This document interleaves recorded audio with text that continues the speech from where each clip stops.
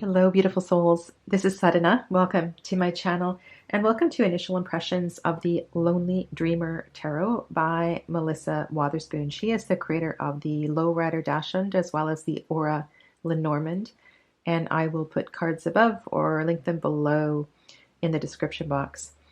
This is an evocative, highly emotional deck, and right out of the box, it has been easy to read. I feel the energy of the cards. I feel the pain, the joy. The bright colors are just so special. I've used this already in live readings, personal readings. I shared it in my Rainbow Decks video, which I'll also put a card up above for you. So this deck has really been, I wanted to use it right away. It was just, I had no trepidation about bringing this into my active deck collection. So happy with this deck. On the left and the right are two of the extra cards. There's a few that were included with the Kickstarter deck. I'm not sure if they'll be included with the deck as it moves forward. The Dreamer card, which is absolutely stunning. And on the left is a beautiful art piece. So far, I've kept all the extra cards in as well as the additional 8 of Wands until I really get to know the deck and decide which ones are working for me and which ones I want to put on my altar or whatever.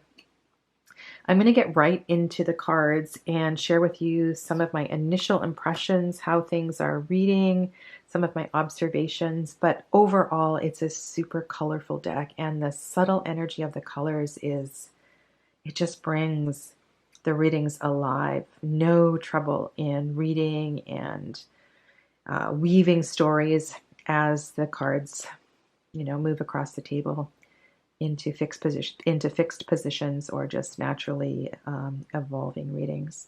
This Magician card is absolutely stunning. Redon lived in many different countries, so you're going to see the influence of different cultures throughout the deck. Look at the light. I like how the light is coming from the book, but the light is also coming perhaps from the third eye of the High Priestess as well too.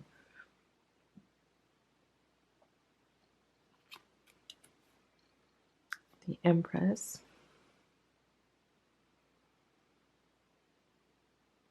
There's so much going on in this picture. At one glance, it looks like she is in a shell. In another glance, I see the female anatomy in this picture. And this looks so amazing with the cup cards. The Emperor. And if you look inside that globe, there's a lot going on. So I have found the details of the paintings to be really helpful in reading. And there is this deep, deep purple color in many of the cards that just makes me feel so much. And you can tell where Melissa has built in the collage and added on various symbols on top of or underneath Redon's work. I'm going to read you a little bit from the guidebook too, because to understand his story only helps to build the passion in the readings of the deck. Look at the light in the Lover's card around the couple. I included this as an orange deck in my rainbow deck video because I feel it creates so much passion.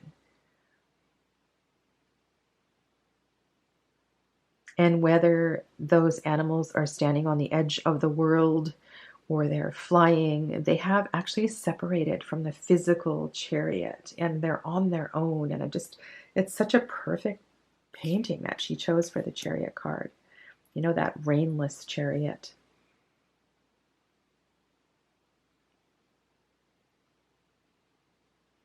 Really interesting to have a strength card where the animal is above the human or all around the human. It's almost as if the animal is, the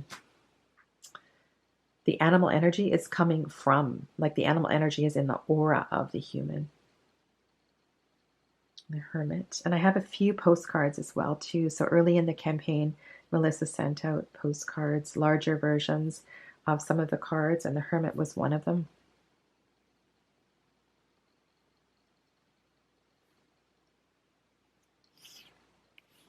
This is also a deck that would work beautifully with past life readings.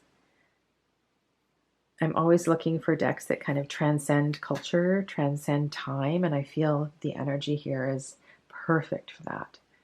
Justice. So Justice is number 11.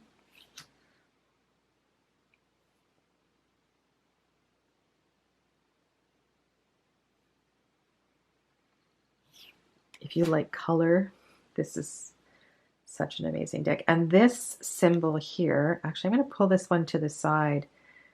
There's something about this and I might be able to show you as an example, the 9 of Pentacles, I believe.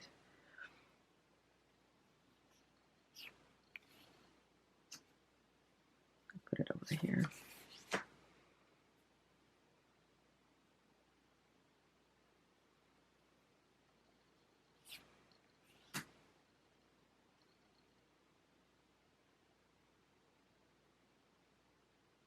The black cards come from a particular period in Redon's life, and they are referred to as Le Noir. I'll read you a few lines from the guidebook about Redon himself. It wasn't until he was 40 that he married the loving and extroverted Camille Faute, born on an island off Madagascar. Their wedding took place in 1880. When he was 40 years old. It was on their honeymoon that Odilon picked up color pastels for the first time. Prior to this time, Redon's work was exclusively black and white, or predominantly so. Following a year fighting in the Franco-Prussian War in 1870, one can trace the harrowing effects of the images he saw through his disturbing malformed creatures and demons with bat wings for years, which permeate many of his darker works he called noir. Otherwise, Odilon quietly made art, transcribing his wild dreams and clairvoyant visions onto paper and canvas. Camille brought color, peace, and structure into his life. In addition to his inner world and to the flowers the couple grew on their property, Odilon was inspired and influenced by Hinduism, Judaism, Buddhism, Christianity, and Japonism. This embracing of diverse cultures pervades his work. And you'll see this is my favorite color in this deck.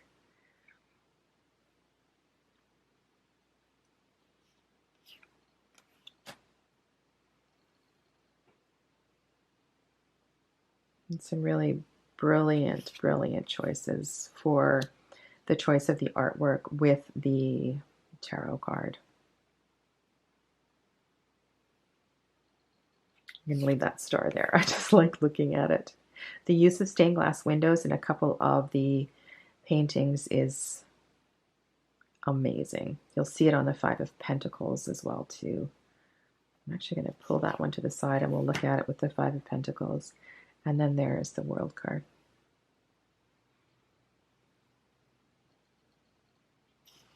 And here are the other extra cards. So we have the Seeker, which you may want to leave in, or you could use this as an alternate Fool card.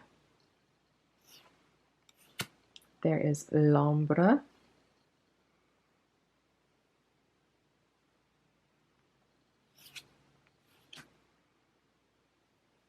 Perhaps Melissa will one day create a oracle deck to go with this tarot. That would be really powerful. Moving on to the minors. Left is the Wands, right is the Swords. And love the Ace of Swords. Imagine if this card came up with the Fool card. Pegasus there on the top of the cliff. I just see so many beautiful ways to weave story with this deck. The twos, 2 of Wands, 2 of Swords, and just look at the faces. Just pause for a moment and go into the feeling, the experience of the souls that are behind the wands and behind the swords. And the color of the card on the left is amazing. You can tell there's several different layers in that Two of Wands. It's really well done. The light and the choice of choosing the piece of the art. You know, sometimes these come from beautiful, larger horizontal works, and it's really hard to decide what to include and what to cut off. And I think Melissa's done a really good job with this. I love the light emanating, right? The sun, the rays of the sun from the figure in the Three of Swords. 4.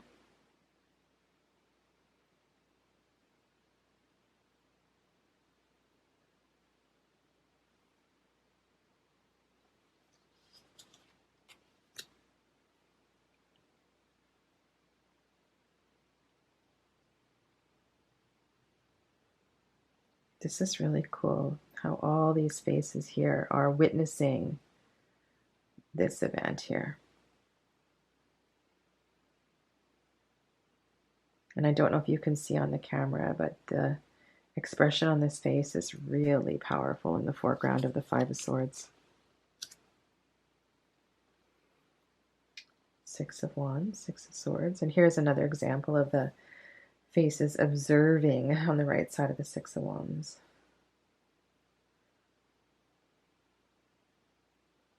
And it's funny, I almost see a face here in the background of the 6 of Swords.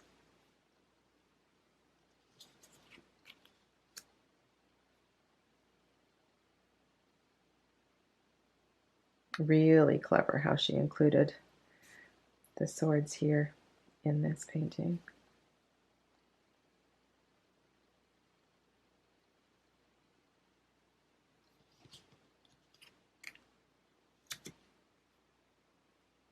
On the left is the first, or one of, the 8 of Wands with the spider, and then here's the other one.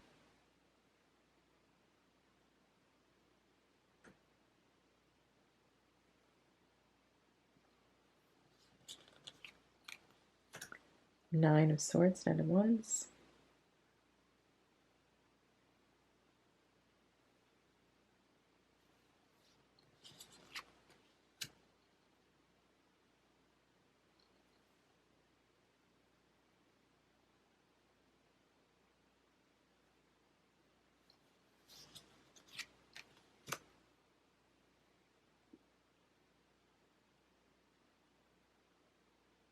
In many of these paintings, many of these cards, I find just to share my initial impression of what's coming forth in the reading has been really powerful. So when you have a deck like this, try not to edit what comes forth. Just allow it to come forth. It's a great deck to practice that, because while it is loosely based on the Rider-Waite-Smith, you have this opportunity through the artwork just to allow your feelings, your emotions, your intuition to flow fully.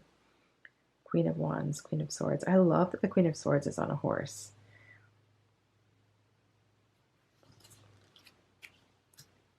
And then the King of Swords and the King of Wands. And left is Cups, right is Pentacles.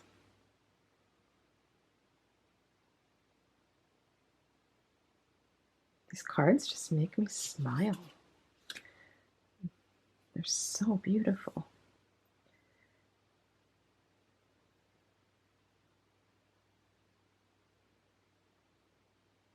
Look in the background of the Two of Pentacles. You see the boat and the storminess of the water, and how calmly the angel in the foreground is walking along there. It's really cool. This is so great. Like I said, but this deck has been reading very smoothly. No hesitation. So like I lay out the cards and I'm able to answer the question right away. It feels easy.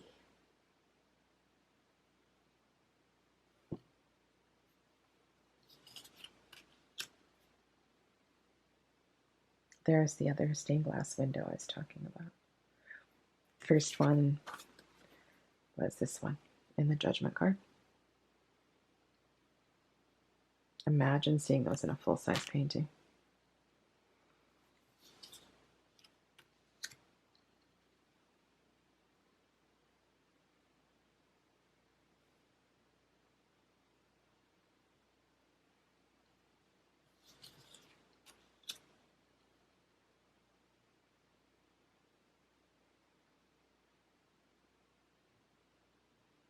And having pieces of art from different periods of his life might be distracting to some, but I find it mesmerizing.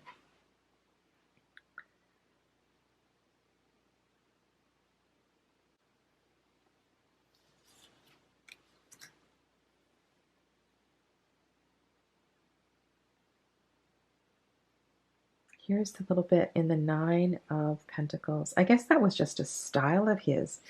The card that reminded me of when I was looking at the Death card, I said, like, I was looking at this and I was reminded of this card. I wonder if that was just, yeah, anyway, random comment. Nine of Cups, 10 of Pentacles. Where are we at here? And then the 10, there's the 10 of Cups. There's that. It actually has, it's a little different version of that purple color. And really interesting 10 of Pentacles, seeing the perspective from the inside out.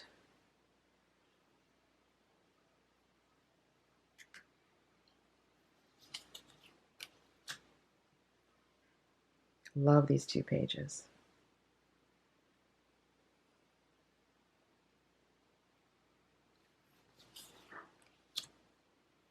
Is this a beginner's deck? Maybe not, but it definitely is an easy deck for the more intuitive style readers who are really, you know, comfortable in their delivery.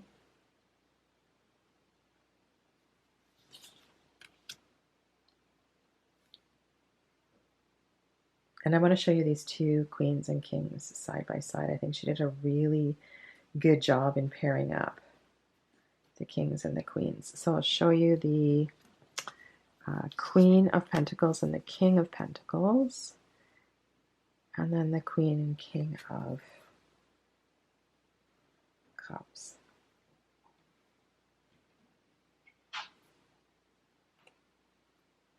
And then here's the Queen of Cups.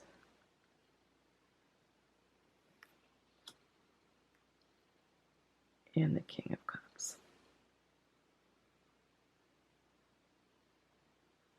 So what I'm going to do is shuffle all the cards together and then we'll do a quick reading.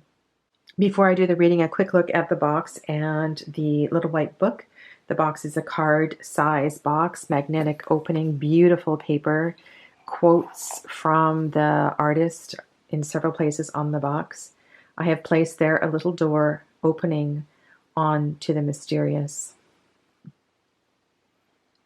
It's really beautiful. There's the stained glass window from the Five of Pentacles. Ribbon. So perfect card box in my mind. This is the little white book, which is a little white book. It has a little bit about the process, the creation of the deck. And I read to you a portion of the information about the artist, Redon.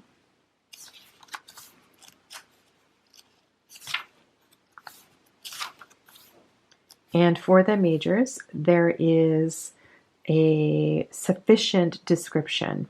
And she does include her choices, artistic choices. So for example, here in the Fool, I don't know if you remember, there was a white triangle.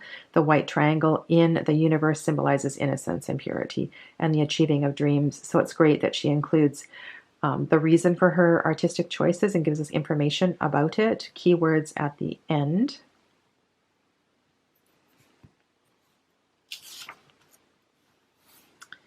And there is not a page for the extra cards. Those are up to you to interpret. And you can see some of them are shorter and some of them are longer. Right, so the Judgment is just a short description. And then for the minors, generally speaking, it's just a half a page. And for each of the minors, there is an astrological association. So Two of Wands, Mars in Aries. And I'll read one to you. Let's go to Nine of Cups, because that's an interesting card. A musician plays at a wedding reception. Just let me get the card for you. A musician plays at a wedding reception. This is a card about fulfillment and comfort, and wishes coming true. The cup is full, and the music is exactly what you need in that moment. When reversed, this card can indicate overindulgence, excess, or too much of a good thing. Jupiter in Pisces. And here's one more. A sword points upward, indicating cutting to the truth of the matter, clarity, and the sudden flash of an idea and inspiration. The Ace of Swords can pierce through the veil and reach beyond the tangible to intuition more than any other minor arcana. Swords are associated with air, and this card is the embodiment of that element. The Pegasus reinforces the swiftness and mental acuity of this ace. This is a great omen if you are desperately seeking insight or a solution to a problem. Reversed, this card falls into confusion and illusion and could mean that you are making a mountain out of a molehill. This card is associated with the air signs of Gemini, Libra, and Aquarius. This deck shuffles beautifully, by the way. It's a gorgeous linen cardstock. All right, so bring a question to mind. Close your eyes. Take the internal gaze to the eyebrow center. Take a breath. What is it that you need clarity on at this time?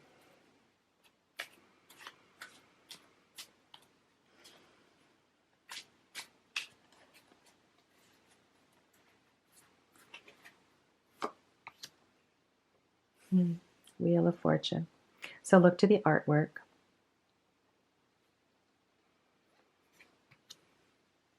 Oh, it's going to be one of those readings, is it? The Hermit and the Queen of Pentacles. The Queen of Pentacles is a deep, deep reflection, kind of mirroring the energy of the Hermit, and she's choosing that Hermit experience through her, perhaps through her needlepoint. What this reading says to me is that as the wheel turns, as we move through this change, whatever this change is that you are experiencing at this time, there are different approaches. And the similarity of the Hermit's approach and the approach of the Queen of Pentacles is quite similar in this art. And that is to turn in and to take time to integrate the change. Rather than reacting to the change, it's important to be reflective and to be with the change, right? So rather than making it an external reactive kind of process, take it in, absorb it, and be with it. And really interestingly, right now as I'm speaking this, we're in the end of a moon cycle. So as the moon continues to wane over the next few days, this is exactly the kind of medicine that we need to be reminded of. So thank you for joining me on this initial impressions and walkthrough of the Lonely Dreamer. Let me know what you think of it, if you're already working with it, how it's going for you. Stay well, my friends. Namaste.